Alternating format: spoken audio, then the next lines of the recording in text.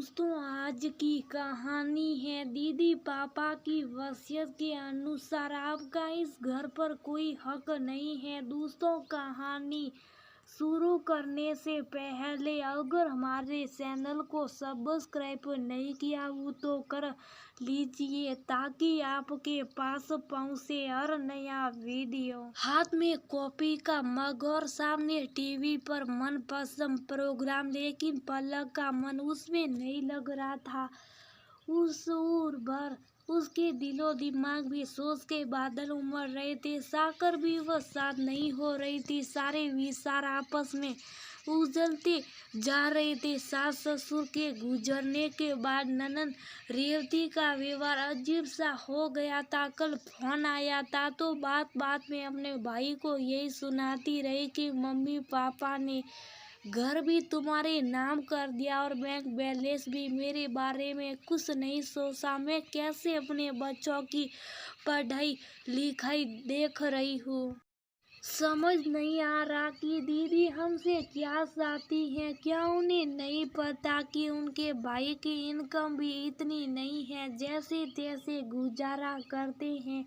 घर भी मरम्मत के लायक हो रहा है, वह कराने के लिए भी पैसे नहीं है। जो ससुर जी प्रोविडेंट फंड का पैसा मिला उसे ससुर जी ने दोनों पोतियों की शादी के लिए बैंक में जमा कर दिया। उस पर हमारा भी कुछ हक नहीं। और जीजा जी तो इतने बड़े ऑफिसर है, उन्हें पैसे की क्या कमी। फिर भी दीदी का मन नहीं भरता। आज पल्लव को अपनी मनपसंद कॉफी भी अच्छी नहीं लग रही थी। ननद की कई बातें याद आती उसका मुंह कड़वाहट से भर गया। उसने कॉफी छोड़ दी और रसोई में खाने की तैयारी करने चल दी। तभी दरवाजे पर घंटी बजी। पलक ने दरवाजा खोला तो सामने रेवती खड़ी थी। अरे दीदी, आप फोन भी नहीं किया आने का। मुझे अपने घर आने के लिए फोन करना पड़ेगा, रेवती जोर से बोली। नहीं दीदी, ऐसी बात नहीं। अगर पता होता आप आ रही हैं तो विनय दुकान से जल्दी घर आ जाते। कोई बात नहीं, मैं इंतजार कर लूंगी।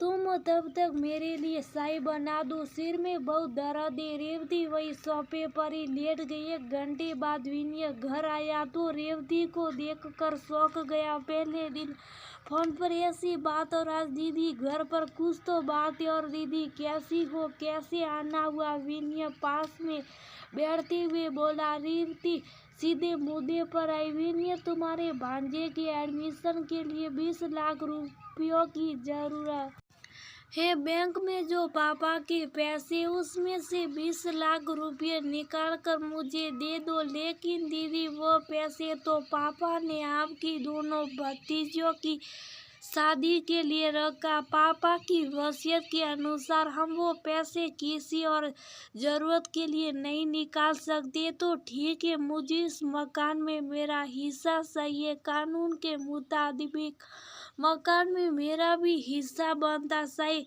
तो पैसे दो, सही मेरे नाम मकान करो।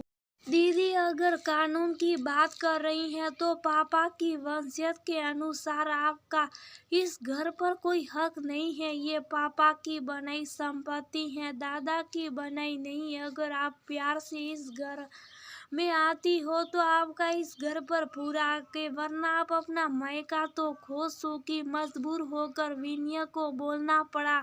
विनय के बोलती रेवती बुरी तरह सीखने लगी। तब पलक बोली, दीदी शांति से बात कीजिए। मुझे नहीं पता आपके अंदर कितना जहर कैसे भर गया, जबकि आपको पता है कि आपके भाई की दुकान पर 2 साल से कुछ खास काम नहीं रहा। कोरोना में हमें कितनी आर्थिक परेशानी से गुजरना पड़ा। मम्मी पापा दोनों को कोरोना की वजह से हॉस्पिटल में एडमिट करना पड़ा। दिन रात पानी की तरह पैसा खर्च हो रहा था, लेकिन आपने एक दिन भी अपने भाई से पूछने की जरूरत नहीं समझी कि भाई कोई परेशानी हो तो कहना।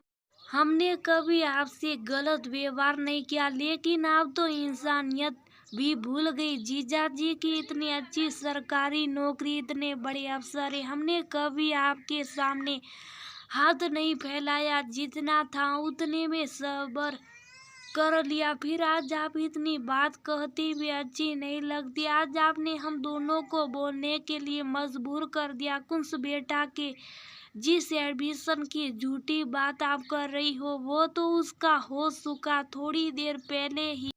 जीजाजी ने फोन पर खुशखबरी दी थी। दीदी, ना तो आप अपनी ननद से अपने रिश्ते अच्छे रख पाई और ना ही अपने भाई से।